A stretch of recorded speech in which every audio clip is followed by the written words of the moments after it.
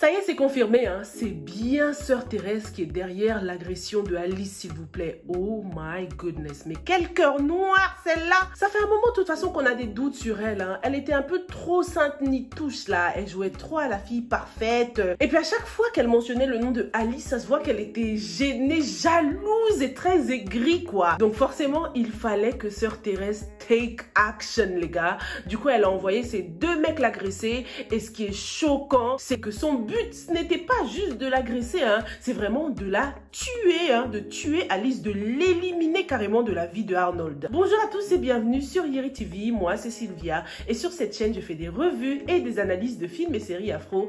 Sur cette chaîne on aime aussi donner notre opinion sur nos séries préférées, donc si c'est quelque chose qui t'intéresse, surtout n'hésite pas, abonne-toi à la chaîne et active la cloche pour ne pas rater la prochaine revue. Malheureusement pour Thérèse, comme les murs ont des oreilles, quelqu'un l'a entendu, hein, et en plus on dirait que c'est une meuf de sa paroisse les gars, c'est une autre sœur qui est dans la même église qu'elle, hein. Elle l'a confrontée plus tard, hein. Elle lui a dit: ah Sœur Thérèse, je savais pas que t'avais un cœur aussi noir, t'es là en train de sourire avec Arnold alors qu'au fond de toi tu ne veux pas le voir heureux en fait. Une vraie diablesse celle-là, une vraie double face. Franchement faut qu'on lui trouve un surnom à Sœur Thérèse là.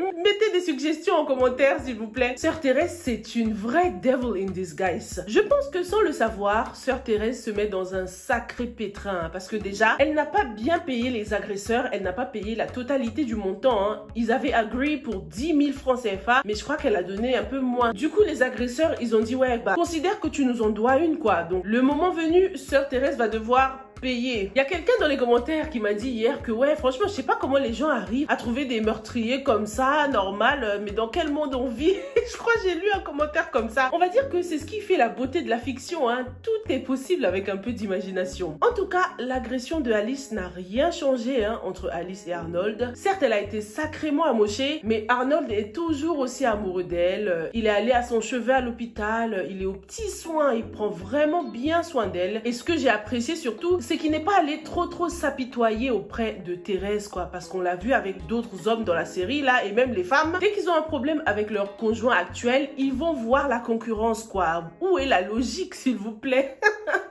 Donc chapeau à Arnold, hein, qui reste vraiment un homme fidèle et intègre. Ça chauffe aussi du côté de Julien et Bill s'il vous plaît. Donc dans ces épisodes, on a retrouvé Julien à l'hôpital, hein, avec Sophie qui était à son chevet, hein, qui est aux petits soins aussi. Julien se sent vraiment en danger. D'ailleurs, il est venu à l'hôpital avec une arme et il pense sérieusement à repartir en Italie quoi. Les tueurs à gages de Bill qui avaient promis d'achever le boulot ont débarqué à l'hôpital s'il vous plaît, habillés en médecin stagiaire. Franchement là, on a eu droit à 2 épisodes avec beaucoup d'action, hein. Julien il a sorti son arme, hein, parce qu'il a tout de suite compris qu'il y avait quelque chose qui clochait. Il a tiré sur un des malfaiteurs et il a blessé à la jambe. L'autre s'est enfui mais l'autre était en train de struggle, il rampait et d'un coup bam, lorsqu'il était dans la salle d'attente de l'hôpital, le gendarme là, le mari de la Chisa d'Austin au début de la saison là, l'a intercepté et il l'a menotté direct. Au même moment, on a vu Passy qui faisait son entrée. Je me suis tout de suite dit, ah le gendarme là, il irait bien avec Passy quand même. Qu'est-ce que vous en pensez? Passy, elle était venue juste pour voir sa sœur, hein, parce que sa sœur est admise dans le même hôpital que Julien. Du coup les gars,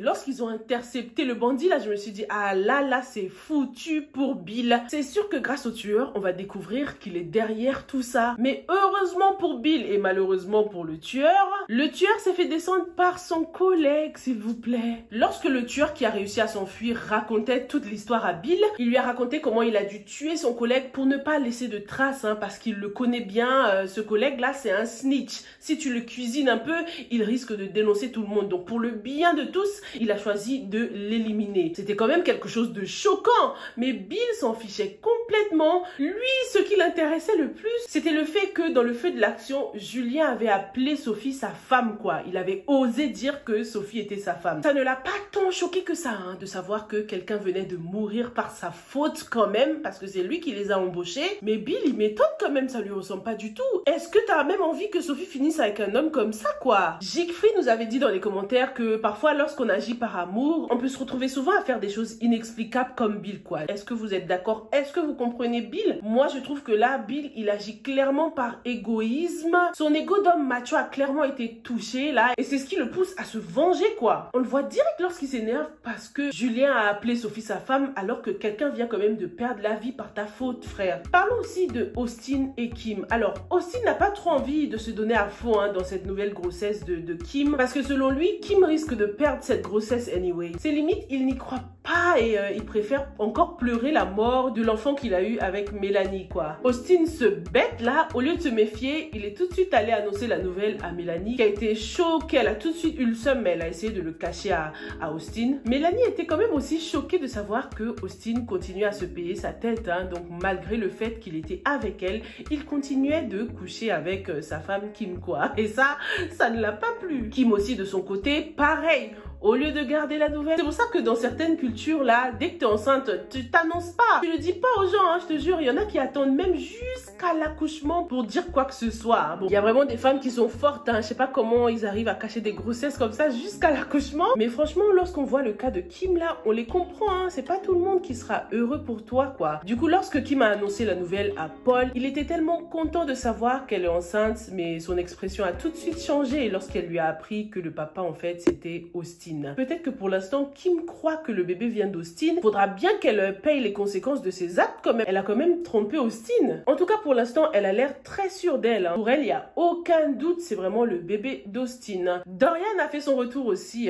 Elle est encore venue faire chanter Bill. Elle lui a demandé de l'argent encore une fois, mais cette fois-ci, Bill ne s'est pas laissé faire. Il l'a menacé direct avec son arme là. Dorian a réussi à s'échapper. Elle s'est enfuie et elle est direct allée voir la police.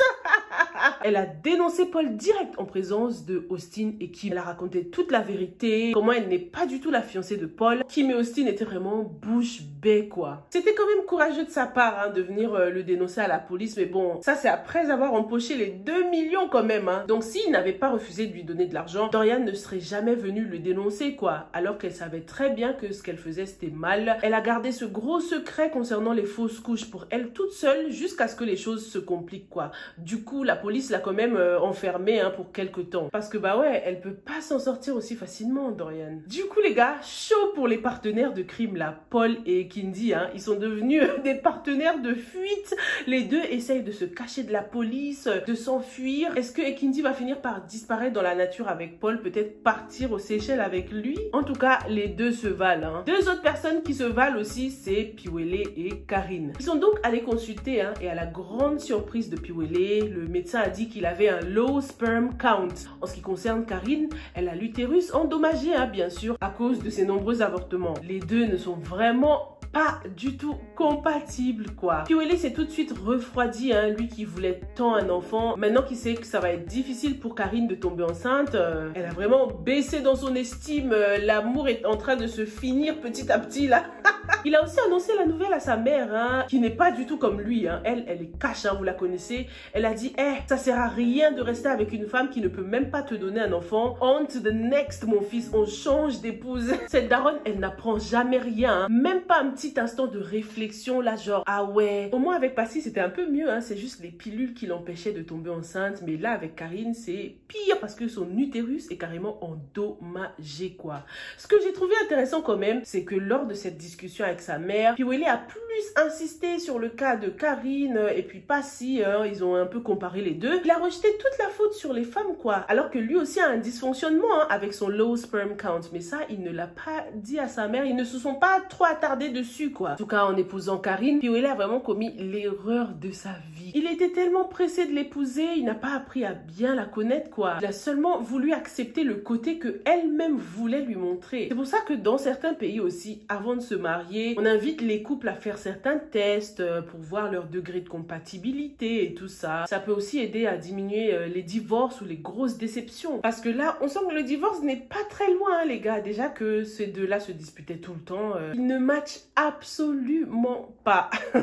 Lisons maintenant quelques commentaires. On a celui de Daouda Hassan qui nous dit « Rien au monde ne justifie d'assassiner quelqu'un. » Mais clairement, non mais Bill là, je vous jure que je ne veux plus qu'il se remette avec Sophie. C'est pas pas comme ça qu'on se venge, s'il vous plaît. C'est un adulte quand même, c'est le premier-né de sa famille. Quel exemple est-ce qu'il donne à ses sœurs en agissant comme ça, quoi? Puis Willy qui a fait du mal à Passy, est-ce que tu lui as fait quelque chose? Est-ce que tu as même envoyé des gens le tabasser un peu? Non! Bill était plutôt occupé à parler avec Austin et à lui dire qu'il préfère quelqu'un qui fait un enfant avec une autre femme au lieu de divorcer de sa femme, quoi. Donc tromper sa femme, c'est mieux que la divorcer, d'accord? Non, Bill, je suis sûre qu'il finira par se remettre avec Sophie, malheureusement.